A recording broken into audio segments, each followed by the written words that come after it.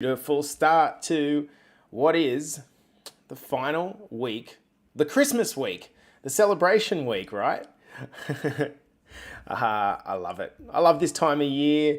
Finally back in Australia for a Christmas with my fam bam, and super excited about this week because in the run up to Christmas, we're creating momentum inside a Better Body Academy, and I'm super pumped about it. So if you're coming in to watch this one live, get on down to the comments, do your thing, hashtag live, let us know how your morning's going. No doubt you're up and pumping. I got my coffee here and I'm ready to rock and roll. So let's set this timer into motion. We're going to be getting started in 2.5 minutes on this podcast, guys, and we are ready to rock and roll. So what's going on? Nicky boy, how are you, my man? I hope you've had a beautiful start to this morning, brother. Lovely to catch you over the weekend, of course. It was bloody good. All right, we got a morning here. Hello, I hope you're well. Hey, Kristen. Fuck, I do that all the time, don't I? I'm sorry, Kristen. It was lovely to see you on the weekend too. To those of you that actually came to the tavern after it, I might just say a quick apology for being a little bit distant. So I don't know if you picked up on this, but what happened is Cord's organised for my best mate that I haven't seen in 5 years. I was mates with him. Sorry, I was his best man. He just randomly turned up. So I was quite fucking taken back as soon as I got to the tavern. So if I was a little bit absent, I just want to apologize and just let you know that was the actual reason. All right. So sorry if my interaction was, seemed dismissive in any way. It certainly wasn't meant to be the case. That's just what happened. All right, let's keep going. So Ash, good morning, you little trooper. I hope you are well. Coach Ez is here, of course, in the house. We're getting started on this episode in 1 minute, guys. Hello, Jules. I got to say, girl, you are looking very nice in your new Warrior helmet. Arrived out to you safely. Jen Saar, you've got your merch in the mail all the way over to WA. Can't wait to see you tooping in that as well. Guys, get into those comments. We're starting in 45 seconds. Would love to have your company here this morning. Hello, Jimmy. How are you, my main man? I hope you're well. Bobby Gordon, congratulations, mate. As if I'm not wrong, was it 3 gym sessions back? Bobby is in massive recovery mode from another surgery. So our main man is still in the house. Good on you, Bobby. Congratulations, mate. Good morning, Pam. Pam's coming in. You've been coming very consistent, Pam. I'm noticing, I'm seeing it. It's so good. Guys, we're starting this episode in 15 seconds and we are good to rock and roll. Hello, Billy. Lovely to have your company here this morning. We've got Kenny Beats as well. We got Jackie. And yes, Bern, I am glad that you are joining this episode because I think this episode is, in a way, a testament to your good self. Hello, Jackie. Good morning. Lovely to see your beautiful face as well. All right, guys, I think we are ready to rocking roll on this episode. Let's get started on the count of 5, 4, 3, 2, and 1. Welcome back to the Better Body Academy podcast. This is the podcast that you come to when you are sick of the dumb diets, the unsustainable workout programs. And in today's episode, we're going to be having a conversation around feelings.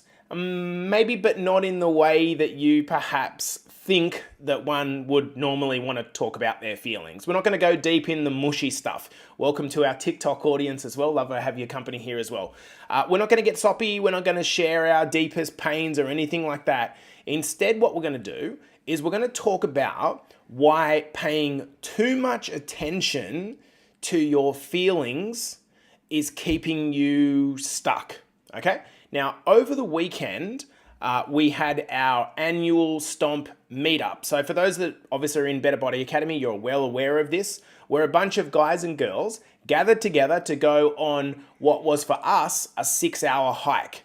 Now, this happened not only on the Central Coast, but in various places around our Better Body Academy world. Special congratulations to our ladies who met up in Scotland, and to my main man, Mike Bergman, who stomped in ridiculous snow. I think it's minus 40 degrees where he is, and he still got up and did it. But let's zone in on the Australian stomp, because I want to talk a bit about that today. And it's so good that we've got so many of the men and women that did the stomp listening to this, because I think this is going to cement what you did on the weekend. So to those of you that are from the Central Coast, the track starts for us at Kilcare Surf Club and winds all the way through the National Park to Little Beach and eventually to McMaster's Beach. The full trip is about 25 kilometers, like give or take, depending on how many mistakes you make when you pay too much attention to Nick Friend's guidance. And it's about 40,000 steps, okay, with a kilometer of elevation. In other words, it's simply not a walk in the park. The ups and downs of the steps can be like super freaking challenging in parts. And then in different stretches, you walk along the soft sand of the beach. And on the weekend, the weather was terrible for most of the walk. So tracking in the wind, the cold, and the rain for 6 hours on a Saturday morning when it's probably easier just to stay in bed is not a lot of fun. And I would say that it probably had a few of you questioning, like, why am I actually doing this? Like, what's the point? And you know what? It's a good question. Is your life going to change massively from doing a long walk on a Saturday morning? Probably not. Are you going to get really, really fit from doing that one walk? No, that's not going to happen. So why, when it would be more comfortable to just stay in bed, should one get up and do something like this with a crew? Well, that's what I want to talk about in this podcast. When someone joins our academy at the start, I think what they think is that they're just in a fat loss transformation program, right? Over the course, when you want to lose weight in the program, that's what you enter for. We obviously have to give you strategies to be able to lose weight. Otherwise, if that didn't happen, you'd be disappointed. Some people get started, but some people never actually start, which keeps me awake at night, the frustrations of this. But for those that do, they soon realize that our program is much more than a fat loss program. This is probably as much a life coaching program as it is a fat loss program. To those of you that are watching live on Facebook, would you agree with that? Would you agree with that? That it's as much a life coaching program as it is a fat loss program? And the reason for this is that as soon as you realize that the body and the mind can't be separated, and that one cannot improve without the other, then you start to realize that if all I do is focus on the scales, then this isn't really going to last very long. For those that get properly involved, people like Kristen, as an example, there is a massive growth journey to be explored here. For those that, really get involved, my hope is that you realize that joining is a journey that goes on for the rest of your life, not the rest of the month. Just because you listen to a live that I did on, say, reverse dieting, that doesn't mean that you're going to have a higher metabolism next week. Just because you did a morning routine once, that doesn't mean that you've mastered your mornings. Just because you lost 5 kilograms doesn't mean that you're healthy and then you're going to keep the other 30 kilograms off. Success on any journey, guys, has what we call a gestation period. Kind of like a mother developing a child. It takes time. And we need to exercise both patience and persistence to slowly edge ourselves towards what we consider that amazing 10 out of 10 life. It takes time. And we need to be willing to fall on our asses and fail so hard. A few of us did that on the weekend, right? At about the halfway point of the trek, it was clear to me, and feel free to raise your hand if it was you as well, that some people were struggling. Okay? That some people were struggling. And we all know what that feels like. When the brain starts playing silly games on us, we almost convince ourselves that we're not built for this kind of thing, right? It's just not for us. That there's no way in the world that we can finish this hard thing that we started. So there's no point in doing such a stupid activity. We all went through this over the weekend. So why don't we just give up and go back to our comfort zone? I could see this written over the face of about a third of our group, right? It was quite clear. And I want to ask you a question. Was this feeling of like failure exacerbated by looking at the guys who were at the front of the pack, setting a cracking pace, and you comparing yourself to them and feeling like, oh man, I'm just so unfit compared to them? We're talking about guys that, do this every weekend as a stomp and are fairly trained and have lost a bunch of weight themselves. Was part of the feelings that you were feeling of like, oh, I need to give up, I'm failing, about you comparing to them at the front? Was that playing on your mind? When you were deep in the comparison games, how hard was it to stay on track? And maybe to those of you that didn't do the stomp, do you now feel a little bit like, oh, I should have done this, I should have done that, but I was intimidated, but I was scared, and it kept you in your comfort zone? This is very similar to the struggles that we have on our weight loss journey. The struggles. Think about the struggles. We lack self-belief and we start second-guessing ourselves. We can't get out of our own heads. And we keep repeating these stories like, I'm just stuck at the moment. I'm just stuck at the moment. I'm just stuck at the moment. We struggle making time to fit it all in. We struggle to remain positive when personal issues hit. We become overwhelmed and overrun with anxiety and frustration and reaction. Our nutrition falls off. Our sessions fall away. And we lack focus. What do? We begin to mindlessly eat. And it becomes this self-fulfilling prophecy. I want you to think of your stories, and this is something we talk about in our mastermind program. I want you to think about your stories or your failures almost like playing a video game. Okay? Most people here are probably in the age vicinity of like 30 to 60. And you've got that kind of, history of sitting down as a kid. All of these new things that you were trying to conquer are like you're playing an infinite video game called life.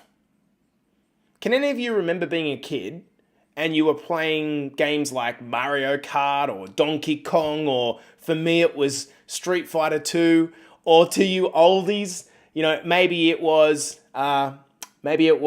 Pac-Man, I don't know. Each level you play, there's an outcome to achieve, right? And you could literally sit at your console for 15 hours straight getting killed and having to start again. That's the failure you experience when you're in a weight loss transformation or a mindset transformation. And the mentality that you need to develop is almost like, I'm playing a game, I can continue to get killed as long as I'm willing to get up again. If I'm got a willingness to die and a commitment to keep playing until I conquer that level, then I will win. This is the reason why we have a mastermind program, because we want to help you develop those tools to conquer the different levels. Now, in the video game, do we remember the scenario which is kind of like the monster, the figurative monster that was hiding, that keeps killing you in the same place? And always with that same signature move, and it's so frustrating. You just keep getting killed and defeated by the same thing over and over again. That's what's going on in your life. But in your life, the monster that you're talking about is not a figurine on the console. It is maybe no time. Maybe it's emotional eating. Maybe it's the big fuck off hill, Bernadette Hopley, that you're at the bottom of, and you look up and you go, there's no way I can do that. That's just the monster in the game that you're playing. And continuing to face that monster, getting killed over and over and over and over and over again, and then getting back up, that is how you beat life. By trying to repeatedly beat the monster.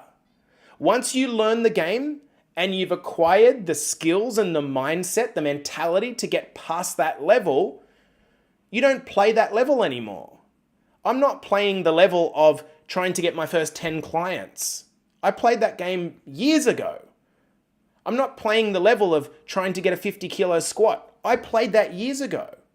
In your life, you might be playing the level of trying to get a 30 kilo squat, but that's just the level that you're at now. Does this make sense? If you gamify it like a video game, all of a sudden it seems to become so much more relevant. Most often, here's the problem. We want to avoid doing things that are hard. We run from hard things.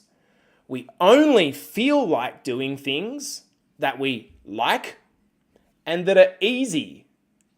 That's because the brain's goal is to keep us alive, to keep us out of danger. That's what the brain has evolved to do, to keep us safe. So we develop fears to keep us comfortable and alive. By wrapping ourselves up in cotton wool, however, does that help us thrive in life? Let me ask you guys a question, right? Do you think that part of the reason that we've struggled in our life from time to time is because we've played it really safe? But what we didn't realize is by playing it safe, we're actually causing ourselves future problems because we learn to stay so tight in that zone. Luke says it's scary to slay the dragon, but it's worth it when you save the princess. Fuck, what a great analogy, Luke. Absolutely. And so the brain's goal is to keep us in cotton wool. But every single one of us here and here knows that we must get uncomfortable if we're to achieve anything we want. We can't just keep playing it safe and in the safe zone. When we actually meet our maker, and this is one of the things that keeps me motivated and disciplined, I imagine this like old dude, and I'm not religious at all, but I imagine this old dude that I meet, and one day I get there and he kind of undoes at the pearly gates and he undoes what was I meant to achieve. And I want him to look at that and go like, fuck, like I did not have that in store for you, Jason. In fact, is this even your life? Do you want his or her words to be, congratulations, you were very comfortable. You never broke a bone. You never raised a sweat. And the legacy that you leave your family disappears the moment that you go 6 feet under. All over.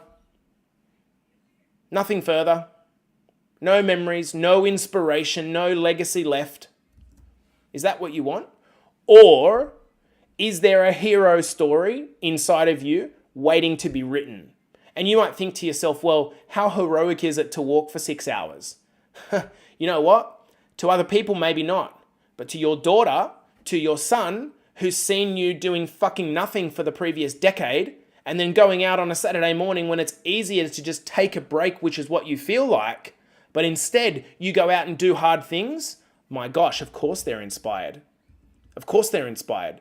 And here's the thing. Some self-help gurus, particularly the more spiritual ones, what they tell you is that you should only act in alignment with your feelings. Inside of our mastermind program, we call this the Feelings Fallacy. We're told that we should pay more attention to our feelings. And you're right. We should pay attention to our feelings. We should watch the feelings so we become aware of what we're feeling. But that doesn't mean that we should let them decide what we do. Just because something feels good doesn't mean that it is good and beneficial for you. And avoiding something because it feels bad, like walking up a hill feels bad, doesn't mean that it's not for your benefit just because it feels bad. When you break it down, guys, there are only 2 reasons to do anything in life. 2 reasons. Number 1, because it feels good.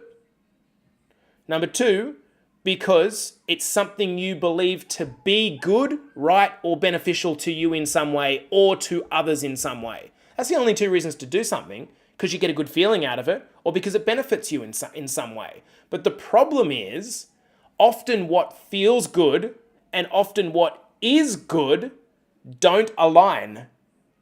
Like getting up on Saturday morning and going for a 6-hour hike. Doesn't particularly feel good, but it is good. We might feel angry and yell, but that's usually not beneficial. We might feel like a one-night stand, but that's usually not beneficial to your marriage. We might feel upset about something and binge eat all the ice cream, but that's probably not good for your transformation journey. And in the converse, we might not feel motivated about prepping food for work, but that's not so good for progress.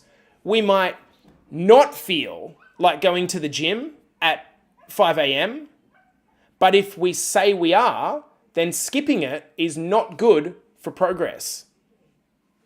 We might not feel like finishing off our steps for the day, but giving up is not good.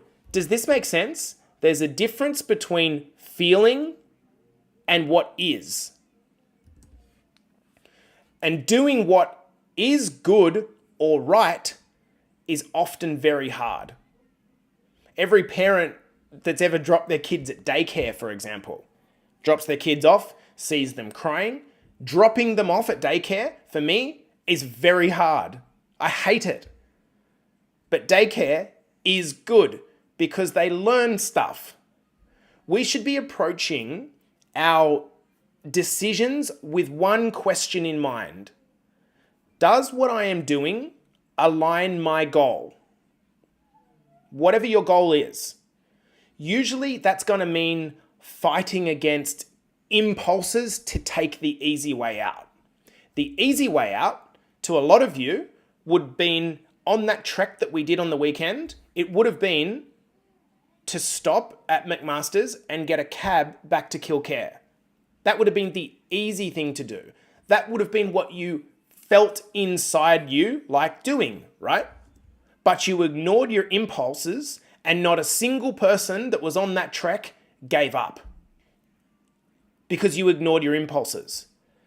When we do what is good, right, or beneficial, we create a legacy for our family. Bernadette, you created a legacy for your family. Ashley, Erin, you created a legacy for your family, and it might be a micro legacy, but that's what you did on the weekend. When we feel pride associated with achieving something that's hard, like taking a hike, it lasts a long time. And the reason is we are carving out a story with lessons that we will tell for years because we feel proud about it. The point is this: doing what is good builds self-esteem. It adds meaning to our life, even if we don't feel like it at the time. However, transformation is dependent on you doing what doesn't feel good. This is why discipline is so much more important than motivation. Why?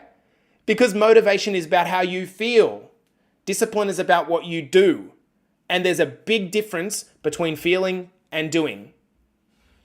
So I propose that what we need is to develop a mindset of fuck our feelings.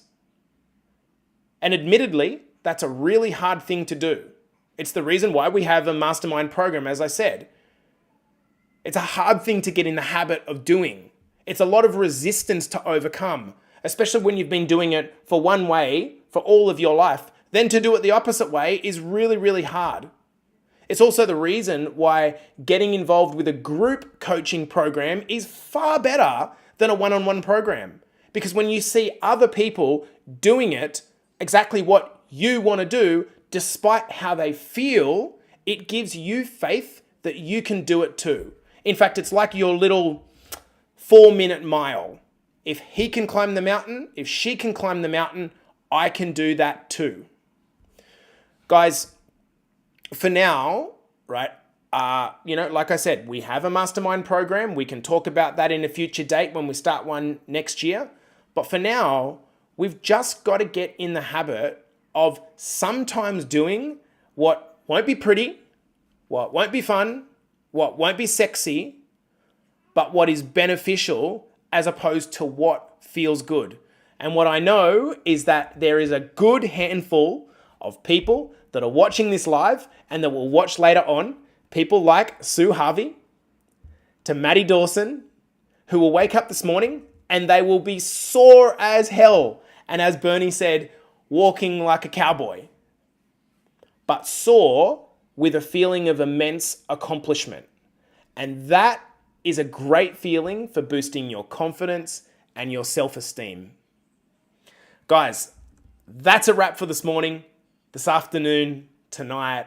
I hope this has been beneficial and a reminder for the rest of the year that just because something feels good, that doesn't mean it is good, and something that feels bad is usually beneficial. This has been the Better Body Academy podcast, of course, the podcast that you come to when you're sick of the dumb diets and unsustainable workout programs. I'm going to ask a favor for you guys before you wrap this up. If you got benefit from this podcast and you haven't already, can you please take 1 minute to get over to the Apple Podcasts, scroll down to the bottom of the player. It's very simple. And just give us a rating and a comment. It would appreciate it more than you know. I'll see you guys in the next episode. Take care. Have a beautiful morning.